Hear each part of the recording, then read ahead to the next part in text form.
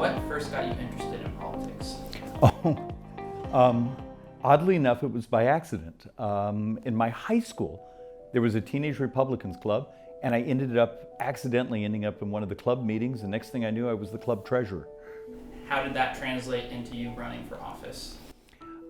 What happens is you not only grew interested, but you grew somewhat educated on how it worked.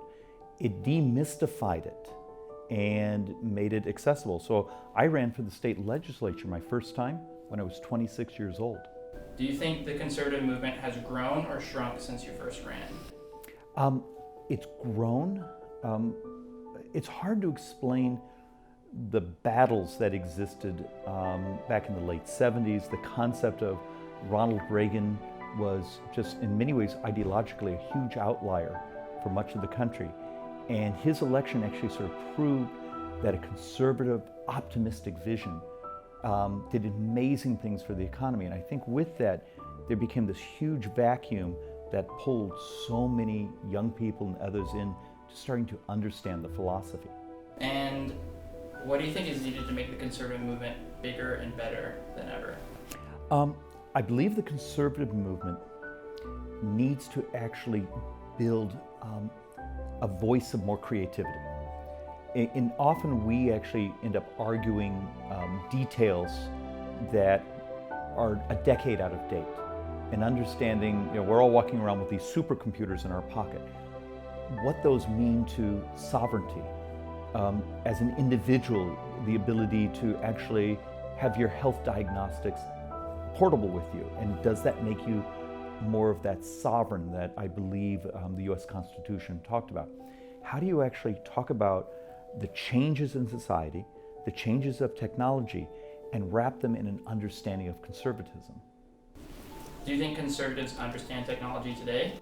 I think there's starting to become an awakening of what it can mean to be an individual instead of sort of, as the Democrats have this sort of collectivist version, that collectivist vision that is the left, where at the same time, I believe technology can make us much more sovereign and independent. And I believe that is much of the hallmark of what conservatism is. I noticed you took a number of Leadership Institute trainings in the past, grassroots preparation workshop in 2006, campaign school, Capitol Hill recruitment block. How did these trainings impact your career? Oh, look, I need to disclose, I go way back. I think I was involved in some of my first Leadership Institute, it could have been in the late 80s, even through the early 90s. I actually even used to help teach some of them because I had some background in how do you do math for polling and those things. It's not only wonderful to understand, it's not enough to bathe in the conservative philosophy, freedom, prosperity, the things, if you can't win an election. Why the Leadership Institute is so powerful for the movement is it helps those of us who are ideological to get elected, because if you get elected, you can actually tell your story to a much broader audience. So what are the keys to victory? Run a campaign with facts, not feelings. Understand how many voters you need to get. Do you need to get voters from the other side to vote for you? The math, in many ways, one of the things I learned from Leadership Institute and my work with them is campaigns actually are about math. How much money do you need? How many households do you need to knock on their door? How many individuals you need to talk to? And a lot of individuals who run for office, they're on fire. They have the fire in their hearts, but they need to take a step backwards and understand the amount of work that sort of has to begin in the library. Knowing your facts, knowing your steps. How do you tell your story? Who do you communicate to? And the Leadership Institute is golden at helping build that direction of here's how you get elected. Would you recommend the Leadership Institute to others looking to succeed in politics? We actually do something for particularly young people that want to work on one of our campaigns. We actually ask them to take a Leadership Institute class. And in some years, we've actually sponsored the training in the Phoenix area, just to make sure that you're building a little army of workers that actually sort of get it.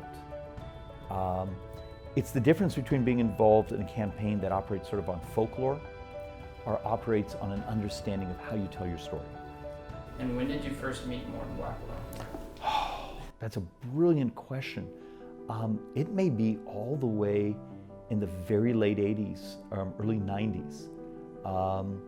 And you gotta understand, Morton Blackwell was this unique figure that was changing conservative politics, and almost single-handedly doing it in the way we campaigned, the professionalization of the activist base that would work on campaigns.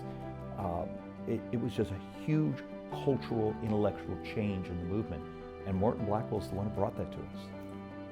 And Morton's life work, the Leadership Institute, is in its 40th year. You've talked a little bit about your involvement with LI, how you recommend it to others.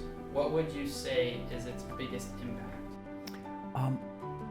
Bringing political professionals that are part of the conservative movement, but bring them into the fold.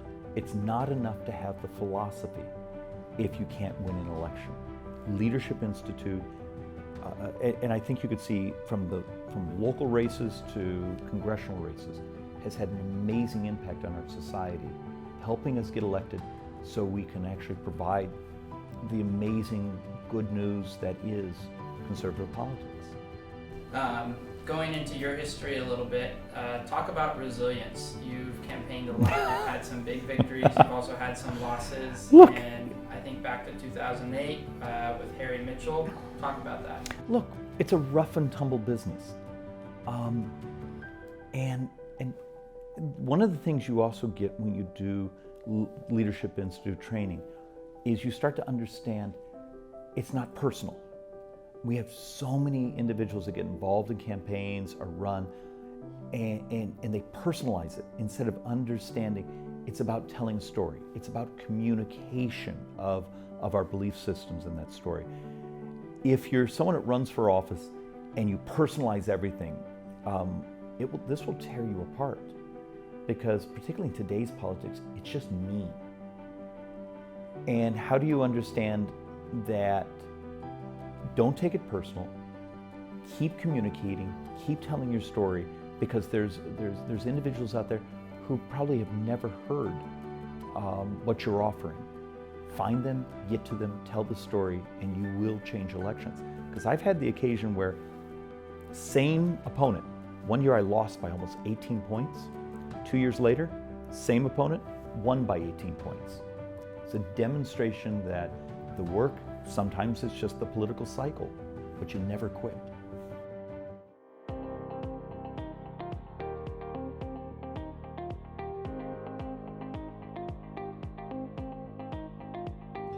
Thanks so much for watching this video. To see other videos with previous speakers, click here. And to make sure you don't miss another video, be sure to subscribe. And since you're still here, be sure to give this video a thumbs up.